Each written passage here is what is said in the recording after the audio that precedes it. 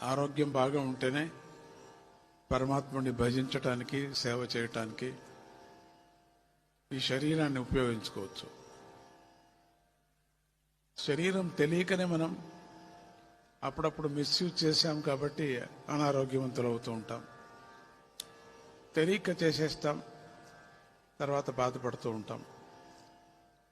ఇంక మీదటైనా మనం పొరపాట్లు, ఈ శరీరానికి అయిన పొరపాట్లు ఆరోగ్య నిమిత్తంగా కొంచెం జాగ్రత్తలు పడితే ఇంకొక 2 సంవత్సరాలు బతకచ్చు, ఇంకొక 10 సంవత్సరాలు కూడా చల్లంగా ఉండొచ్చు. మనం భగవంతుని సేవ చేయటానికి ఒక అవకాశం కలుగుతుంది మనకు.